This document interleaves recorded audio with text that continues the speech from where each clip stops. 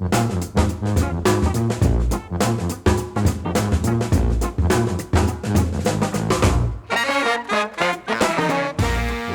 everyone, to What's Working. I'm Cam Marston. Thank you so much for joining us on the show.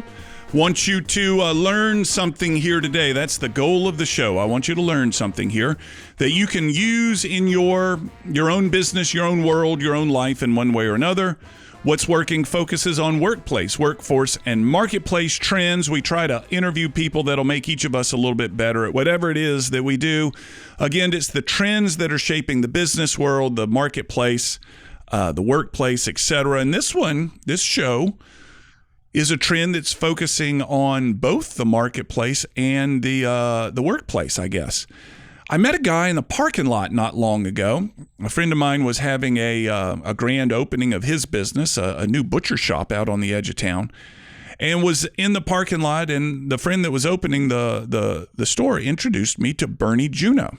Burnie was walking through the parking lot. He was headed back to New Orleans after spending the morning with my friend, and got to talking to Burnie a little bit. His company that he works for, Franchise Marketing Systems.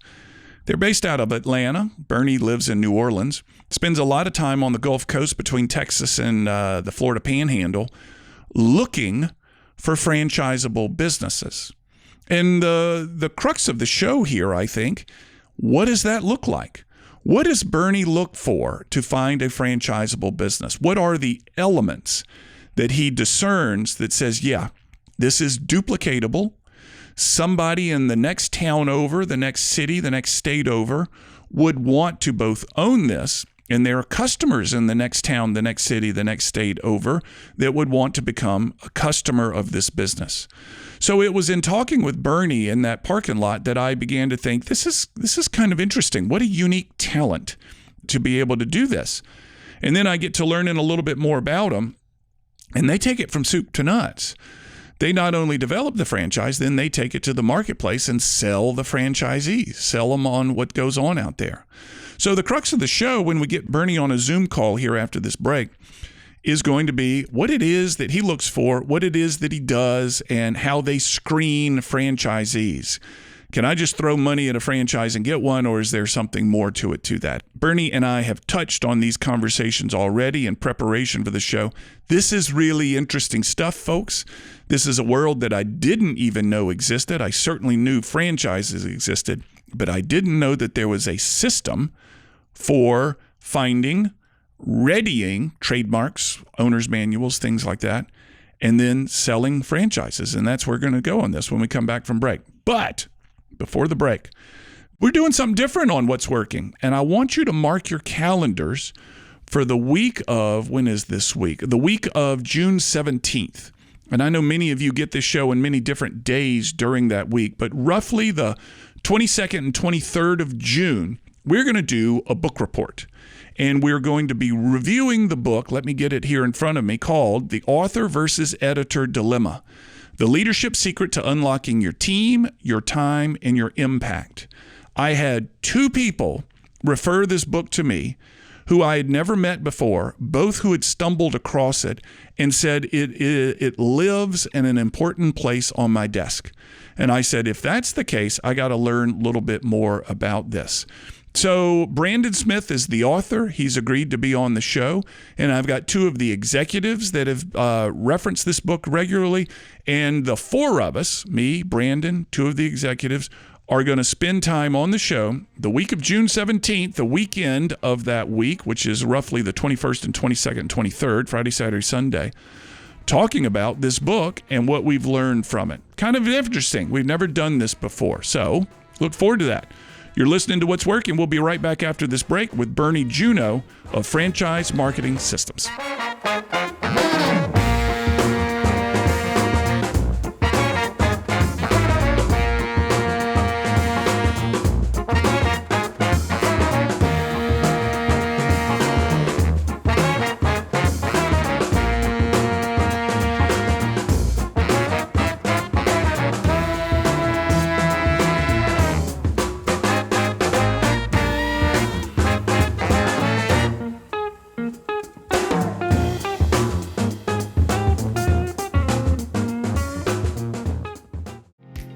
This is Seth Cherniak, Vice President of Branch Development for the Jeffrey Matthews Financial Group.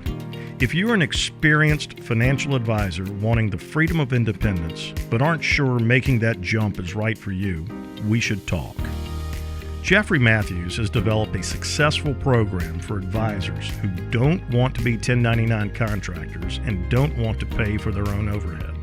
We're looking for advisors who want the freedom to run their business the way they see fit, with the support that comes with a W-2 firm. If you're interested in joining one of our branches, or if you want to open your own branch as a full-time employee, let's chat. Our compensation plan is one of the most competitive among all W-2 firms, big or small. Reach out to us today at jeffreymatthews.com, connect with me, Seth Cherniak, on LinkedIn, or click the link in the podcast. Jeffrey Matthews Financial Group, member FINRA, SIPC.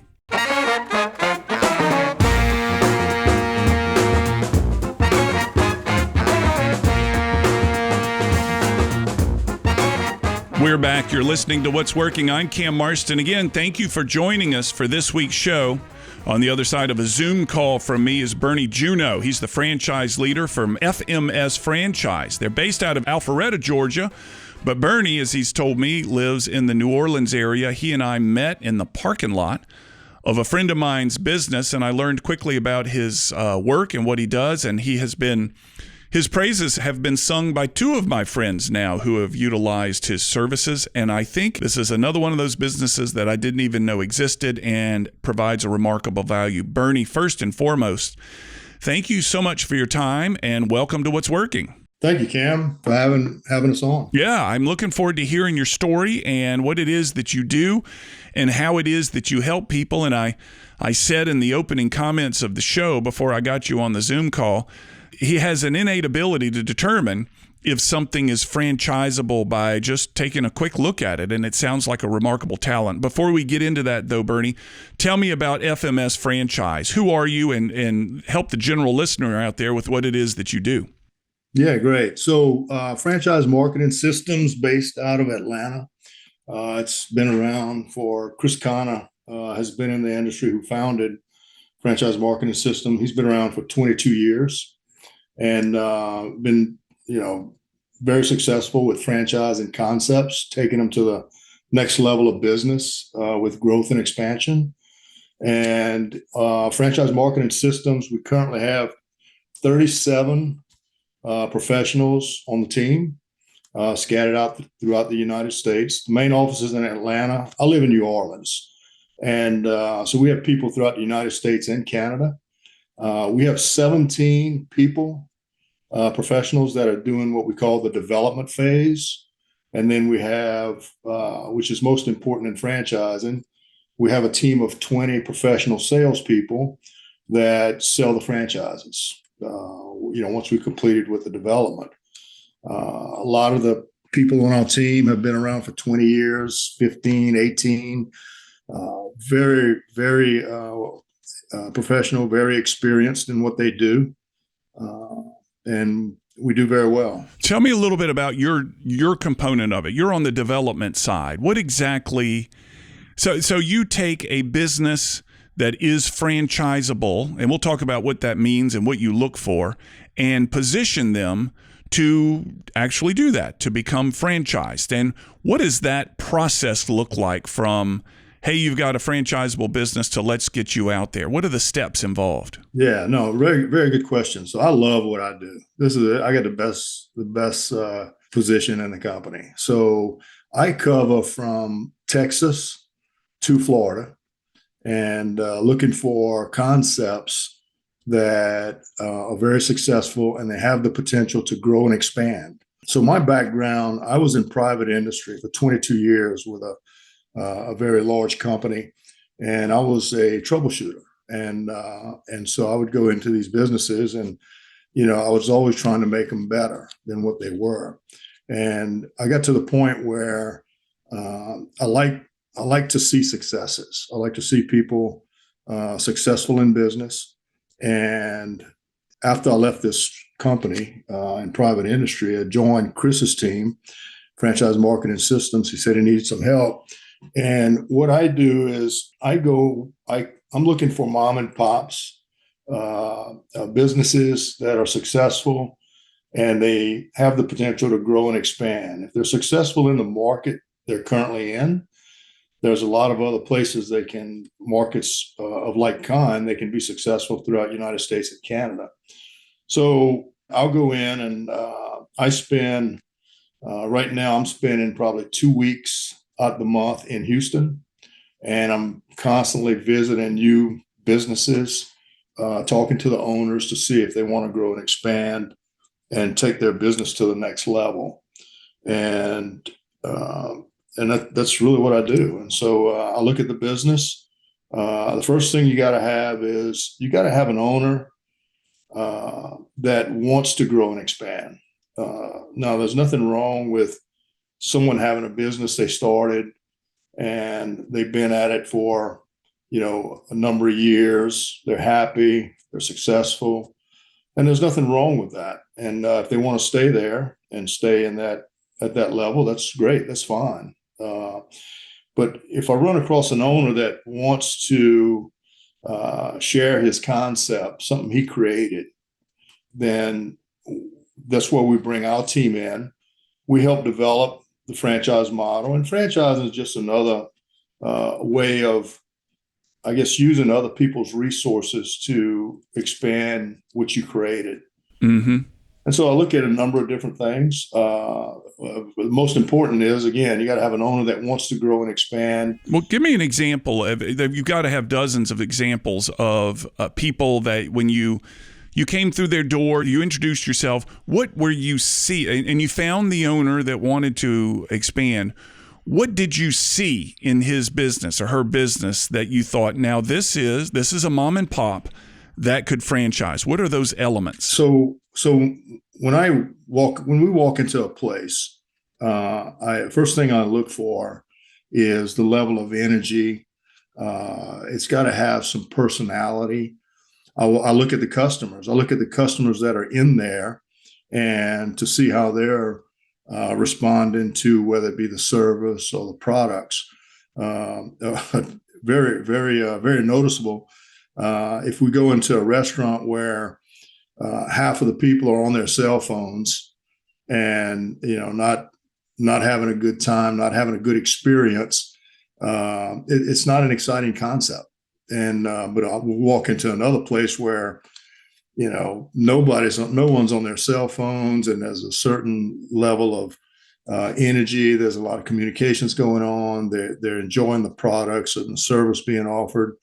So we look for all of this. I look for the decor. I look for the decor and how well the place is being kept. You go into a place that's not being well kept. The owners are not engaged and in their own concept. So if they do that, they're not going to want to take interest in expanding and growing. I feel like I remember you telling me the bathroom tells a lot about the engagement of the owner. Yeah. So my partner is my wife, Susan, and we stay together. She's my team member, and she comes with me, and she knows what to look for. Also, her thing is cleanliness of bathrooms. And you walk into a restroom, and if it's not being well kept, what does that say about the business? Right. But you walk into, if you can keep your restrooms clean, then there's a certain level of pride that the owner has that he wants to deliver a certain level of service and products to his clients, his customers. All of the above is what builds a well-ran business, is what builds loyalty and customers returning. And it's not a one-stop shop. It's not something that you want customers to come one time and not come back. And so we look for all of those things. And this is what I look for when I approach the owner about growing it. I'm not talking about franchising. I'm talking about, do you want to take what you created, your concept, to the next level of business? And that's taking what you created and sharing it with other people. Well, you will do it by taking it to a different market. And so if the owner's engaged, we like the concept, I know we can sell it. And here's why. If it's working well in one community, or one market, then it'll work well in other communities and markets of like kind. Burnie, I got to interrupt you as we move into break here. When we get back, franchise lends itself, in my mind, so much to restaurants, but it's got to be more than that. And I'm curious, I'm curious of why an owner wouldn't want to do it, or there's a lot to explore here. I'm with Burnie Juneau, FMS Franchise Marketing Services he's out of New Orleans. We'll be back after this break with more.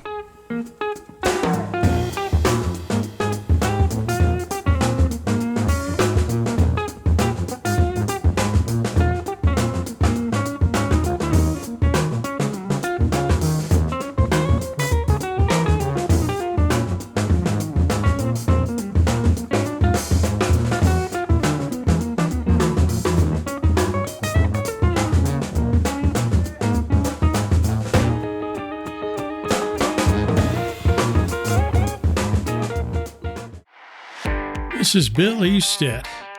I perfected my baking recipe behind my live music stage at my little restaurant in Fairhope, Alabama. We have custom-made smokers and small batch bacon made just for you. So if you're looking for the best bacon in America that has been cured, smoked, and even serenaded by songwriters, you definitely need to try Billy's Small Batch Bacon. www.billysbacon.com.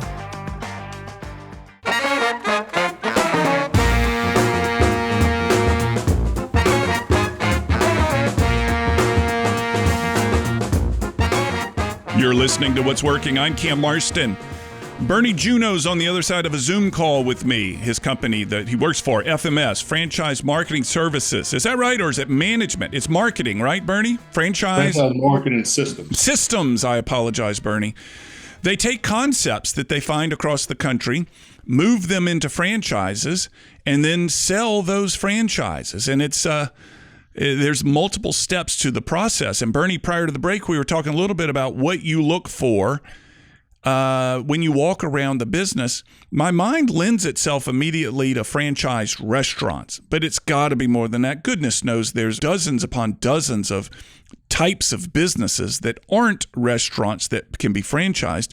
Tell me about some of the more surprising ones that you've come across that you've had success franchising. I feel like you told me about a cleaning company or something like that in Houston. Yeah, so we do probably 60% restaurants, food, and then we do 40% service-related companies.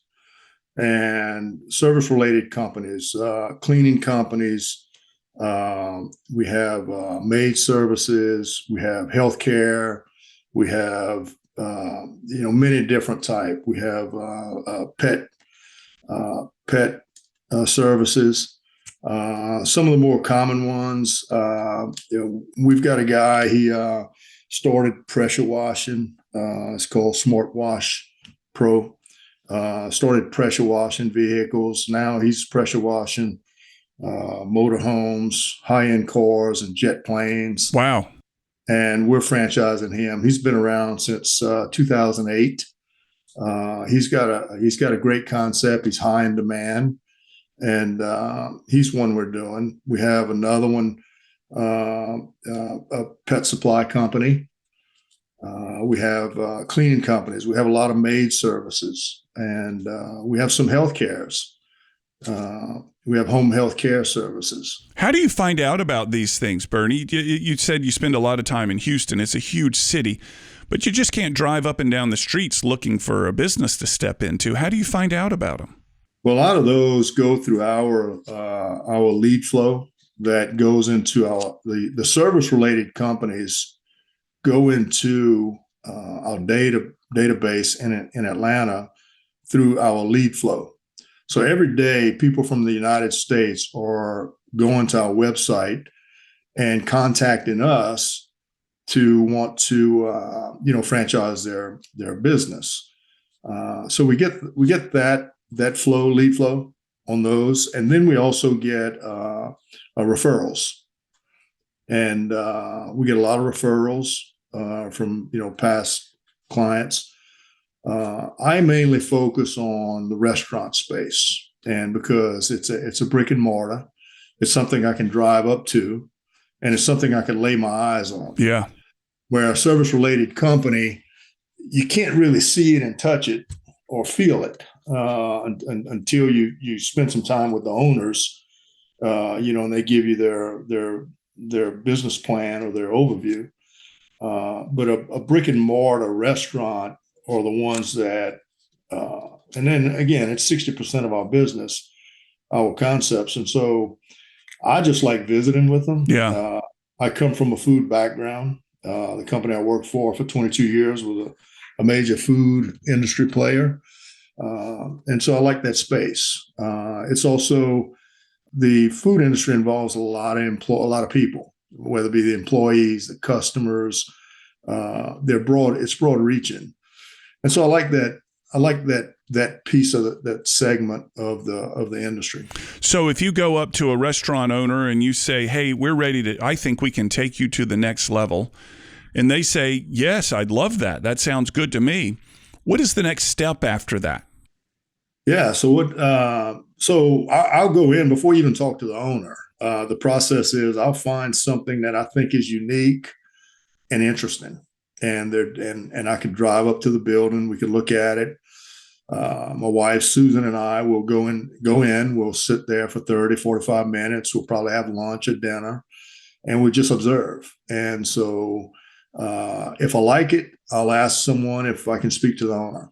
And if I don't like it, I don't think it's going to travel, I call it, then, we exit. Sure. And after I've determined that it's something we want to travel.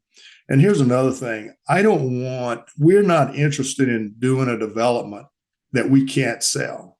We're a commission-based business. Yeah, I want to get into that in a little bit to understand the other side of this thing. Once you've got it packaged, how you sell it. But it happens on the front end. So if I have a feeling that this thing can travel, then I'll look at what I call uniqueness and level of difficulty. If it's not too difficult, and I'll explain. I'll actually speak to the owner, and then I'll ask the owner if you ever thought about growing and expanding your business. Now, franchising is just another way of growing and expanding your business and using other people's resources is what it is. And I'll get some that they don't want to grow and expand. They have enough with maybe one or two or three or four locations. They want to retire. They've done their time. But then I'll get the owners that will say, absolutely, and I want to grow and expand, and I didn't know who to call. Yeah. And so I'll tell them about franchise marketing systems, and then I'll say, we'll go ahead and send you a development proposal. So there's really three main steps. You got to develop it before you can sell anything. And that's about a 6 months process. We'll write a business plan. We do the franchise disclosure documents. We build the marketing materials. We write all the procedure manuals and operating procedures. We create a website. And so we file all your trademarks, logos, proprietary products. We file that. And then we'll file with the 12 states that require franchise licenses. And then if they engage, then we go through the development process. Once they engage, our team gets on it, takes 6 months to put it together. We go ahead and file it. We make them a legal franchisor. Yeah. Now they can sell their rights to someone else and support them with training and coaching them. So this is an extraordinary creation of documents, essentially, that Yes. you undertake in a 6 month time, that I would Yes. suppose you have to interview the owner. What are the procedures? How do you create this? How do you run your expertise as restaurant? How do you run the restaurants? It's not something that the owner can just say, yeah, take it over, take care of it. They have to invest themselves in providing you the information necessary to create this quick start guide or these playbooks. Is that correct? Yes. Well, yes. We've been doing this for so long, 22 years. When we go into a business, we already know 80% of that business. Oh, really? Before we go in it. And the reason being is pretty much all businesses are the same. What we don't know is the 20% that makes them unique. what they created. Uh-huh. A restaurant is a restaurant, okay? And food service is food service. And we already know, because we've done so many, we've probably done 750 different brands. What we don't know is the 20% that they brought to the table that made them unique and different. So that's what we need from them. We just need them to, and we know what questions to ask, and because we know what set of documents we have to build. So we ask these, we've got these questionnaires, we'll send them. It's very simple. It's not very hard at all. It requires maybe an hour to 2 hours of their time every week or every 2 weeks.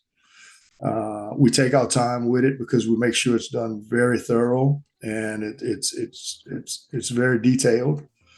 And so we'll ask them a set of questions, and all they have to do is answer the questions. We're moving into break here. I want to hear about this process, and then the other part of your business where you then take this new franchise and sell it, bring it to the marketplace, and how that looks. You're listening to What's Working. Burnie Juneau's on with me, Franchise Marketing Systems. We'll be right back.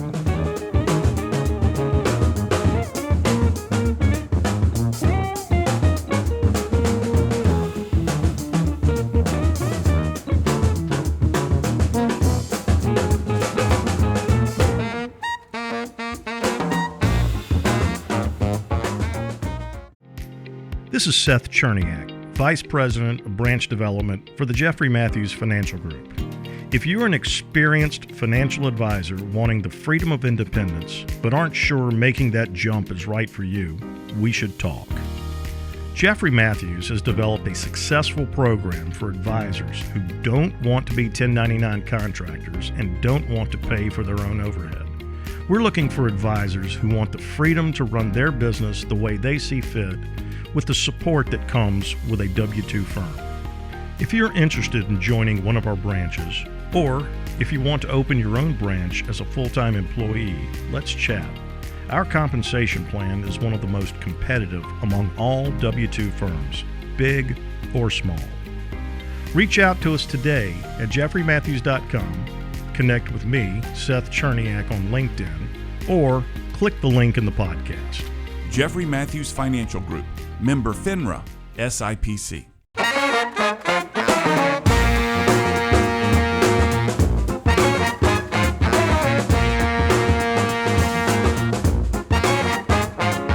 Burnie Juneau is on the other side of a Zoom call from me. His company that he works for, Franchise Marketing Systems. He's the franchise leader based in New Orleans, and if you have an ear for it, you can certainly hear that accent. We're talking a little bit about how they get these businesses into franchise, and I know there's a lot to it, Burnie. You've got it down to a very clear system, which is what's part of your company name. Tell me next, though, about how you take this business that you've found. You've spent 6 or 8 months with them, preparing them to franchise. You've got the trademarks. You've got everything you need. Then you bring it to the marketplace. What's that look like?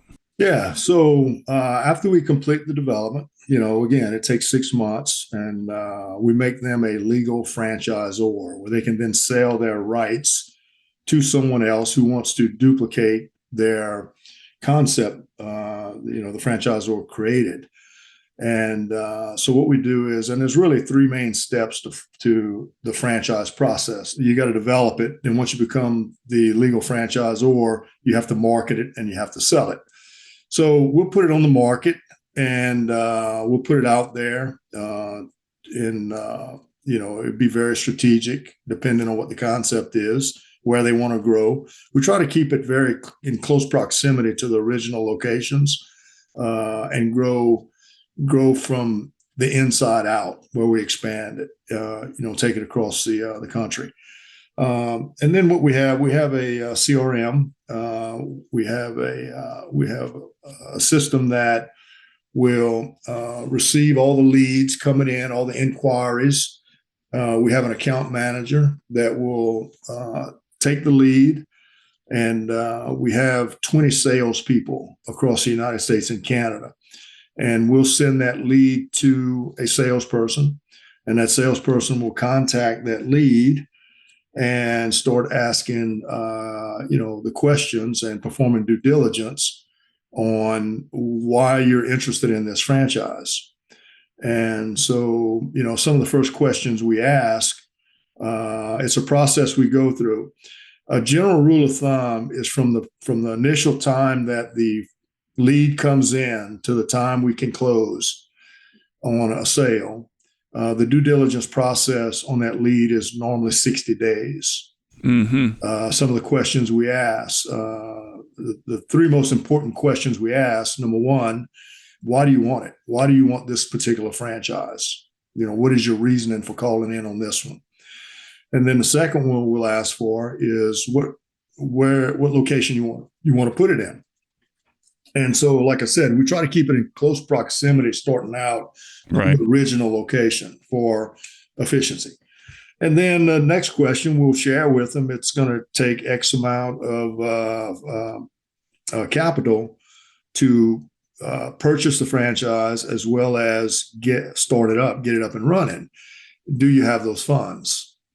And then we go to the next set of questions where, depending on the concept, the owner, the franchisor, will have what they want as far as qualifications of a franchisee. It could be you need to have minimum 5 years experience in food service. Uh-huh.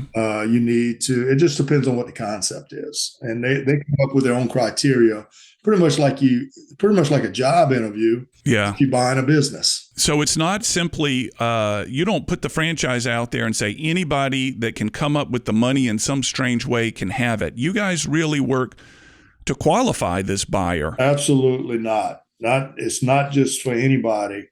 You have to qualify. And the qualifying process is, like I said, the due diligence is 60 days. It doesn't matter how much money you have. It goes back to, are you a good fit for the brand? Yeah. Franchising is all about growing and expanding, and you can't just sell these things. And these are some general statistics. Very surprising. We go through approximately 100 leads to make one qualified sale. Really? I would never expect the numbers to be that high. 100 leads to yield one sale. Absolutely. 100 leads to get to one sale. And out of 100 leads, you're going to probably have 8 to 10 qualified candidates. And then it's up to the owner to decide whether or not they want to, I don't want to say partnership, whether or not they want that franchisee to represent their brand. Uh-huh. There has to be a working relationship. There can't be any personality conflicts.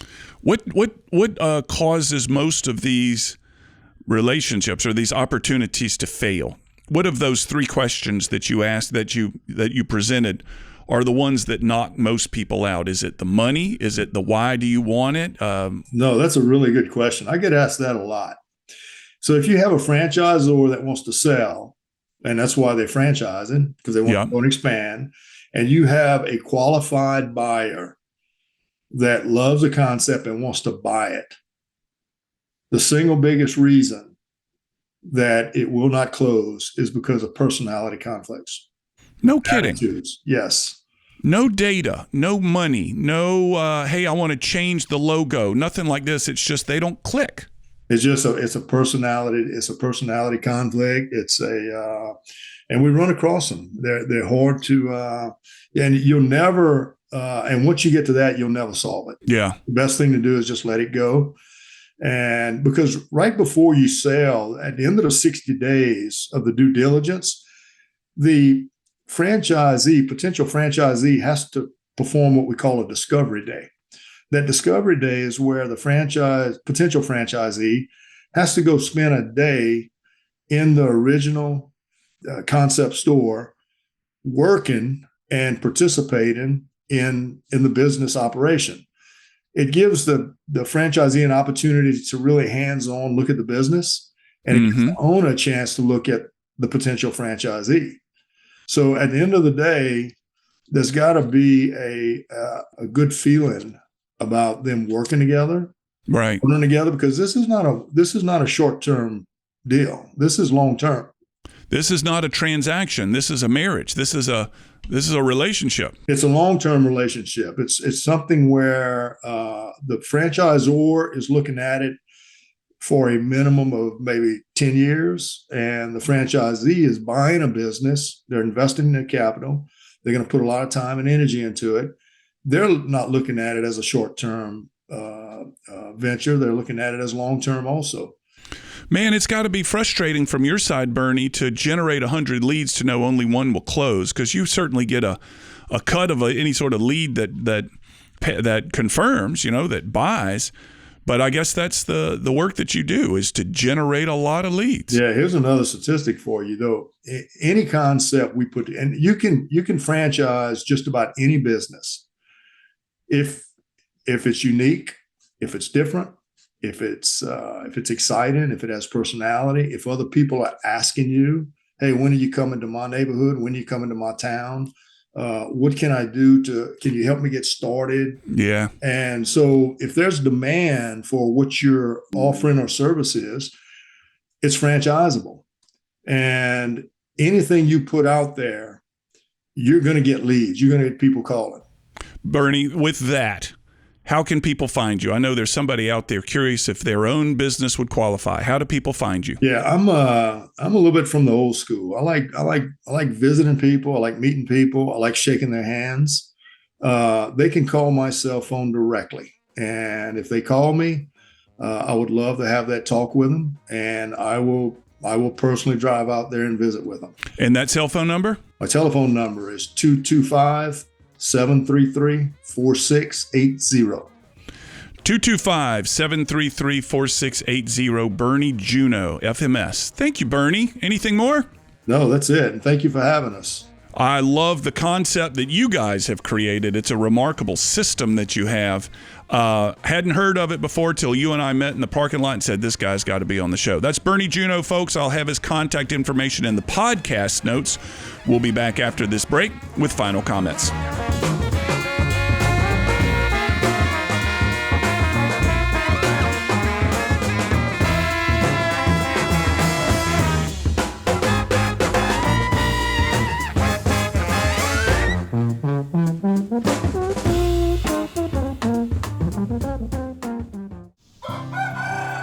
I'm Joey Mason. For 4 years, my goal has been to produce the best farm-to-table products I'd ever eaten. I've done just that at our on-site USDA facility in Grand Bay, Alabama, allowing us to ship directly to your door. This is true farm-to-table.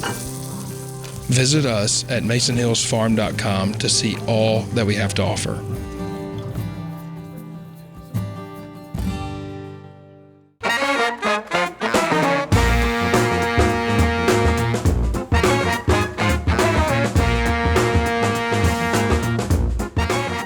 I'll repeat Burnie's cell phone number if any of you are listening and thinking, man, I wish I'd been able to write that down more quickly. Here we go. Burnie Juneau, Franchise Marketing Systems. His home office, or his headquarters, his personal headquarters is in New Orleans. The company's based out of Atlanta. But here's that cell phone I promised. Area code 225-733-4680. I'll say it again, 225-733-4680. If there are those that still can't write that quick or thinking, hey, man, I'm going 95 miles an hour with both hands on the wheel, I can't write that down, go to whatsworkingcam.com. That's where you'll find all the podcast versions of this radio show. And in the podcast notes of this show, you'll find Burnie's contact information where you can email him and or call him if you wish. I am taken aback at how comprehensive their program is. And I suspect, like all businesses, there are competitors out there of Burnie's. But it seems this soup to nuts approach to finding the concept, to then doing all the legal work, all I see in my mind 3-ring binders. Here's how you open the restaurant. Here's how you make the meal. Here's how you do this. Here, all the play-by-play stuff. They find it. They do all the legal work.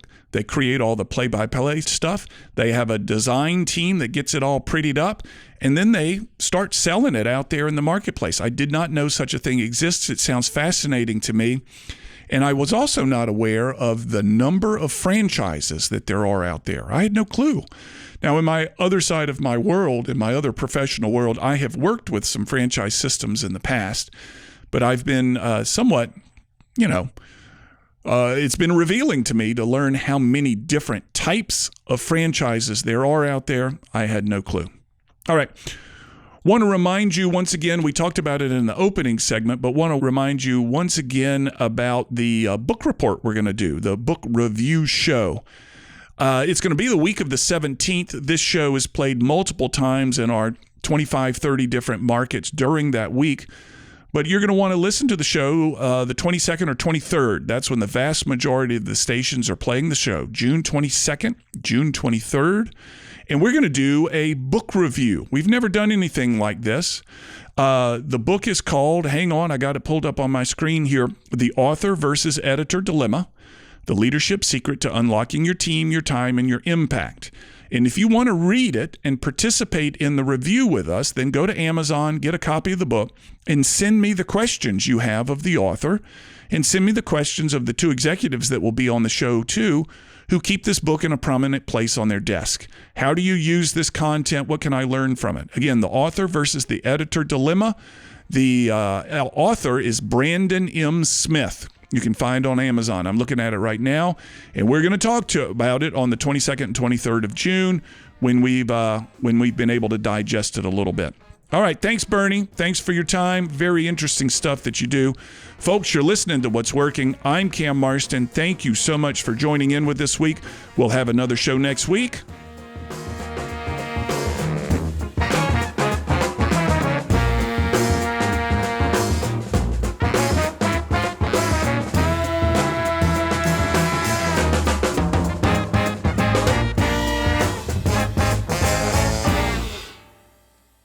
As you likely know, this show originates as a radio show broadcast across the state of Alabama, and it continues to grow in both radio listeners and market. After it's formatted for radio, we then turn it into this podcast. Please share it with those you think would find it interesting, and subscribe to the podcast on my YouTube page where you can leave messages and your thoughts and your comments, and I'll certainly get back in touch. Finally, if you're a fan of the show, please offer a review on Apple Podcasts or Spotify. You can find my book called What Works on Amazon.com. In it, I highlight the top 10 ideas from the first 200 episodes of the show. Mind you, they're not the top 10 best episodes, they're the top 10 best ideas. Many times the same ideas are brought up again and again by different guests, and we dig into those ideas in such a way that they'll be easily applicable for your business. Simply go to Amazon and enter my name, and you'll find What Works as well as my other books. Chapter titles include How to Find a Niche, Innovation, Building Teams, and so forth. To learn more about the workshops and seminars I offer, go to cammarston.com. There you can view clips of my work, view workshop titles, view my reviews, case studies, customer lists. It's all there.